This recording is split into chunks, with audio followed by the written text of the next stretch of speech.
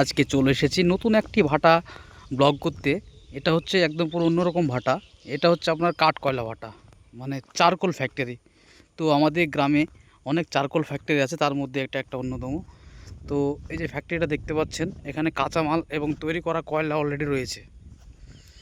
তো এই যে গাছের ডাল, মানে যে গাছের ডালগুলো আপনার জ্বালানি হিসেবে ব্যবহার করা হয়, সেই সমস্ত ডালগুলো এখানে কিনে এনে জড়ো করে রাখা হয়েছে, দেখতে পাচ্ছেন।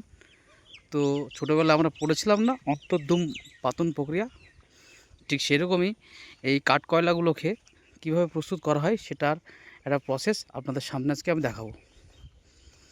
তো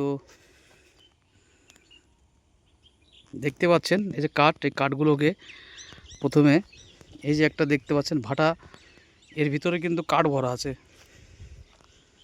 সাইড দিয়ে যাচ্ছি তো গরম লাগছে। তো কেমন লোকেশন দেখতে পাচ্ছ, তো কেমনভাবে এই কাঠকয়লাগুলো পোড়ানো হয় সেটা একটু ছোট্টভাবে দেখাবো। এই যেগুলো হচ্ছে কয়লার ঘর, এই কাঠগুলো পোড়াতে দেওয়া হয়েছিল, কোনো কারণে বের করে নেওয়া হয়েছে। তো এই কয়লার ঘরের ভিতরে এই কাঠগুলোকে ভরে রাখা হবে, দিয়ে আগুন ধরিয়ে দেওয়া যাবে। কিন্তু আগুনটা মানে হাই ফ্লেম হবে না, আগুনটা আস্তে আস্তে কাঠের ভিতরে কাঠগুলোকে পোড়াবে, কিন্তু পুরো পুড়ে ছাই করে দেবে না। এর ভিতরে ঢোকানো হবে, ঢুকিয়ে এই মুখটা যেরকম মারা আছে সেরকম মেরে দেওয়া হবে। বেশ কয়েকদিনের লম্বা প্রসেস। সেই প্রসেসে কমপ্লিট করার পর এইরকম কাঠগুলো বেরোবে পুড়িয়ে যাওয়ার পরে।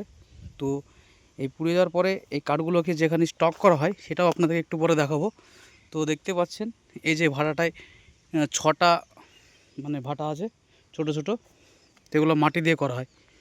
দেখতে পাচ্ছেন খুব সুন্দর প্রসেস, মানে সুন্দর একদম মাঠের ভিতরে একটা সুন্দর জায়গায় এগুলো আপনার তৈরি করা হয়। তো এখান থেকে বের করে সামনে একটা জায়গায় স্টোর করা হয়। স্টোরটা দেখাচ্ছি, এটা আমার একটা বন্ধুর কয়লা ভাটা। তো যদি আপনি কয়লা কিনতে চান তো আমার বন্ধুর সাথে যোগাযোগ করতে পারেন, কিংবা আমার কমেন্ট বক্সে কমেন্ট করতে পারেন।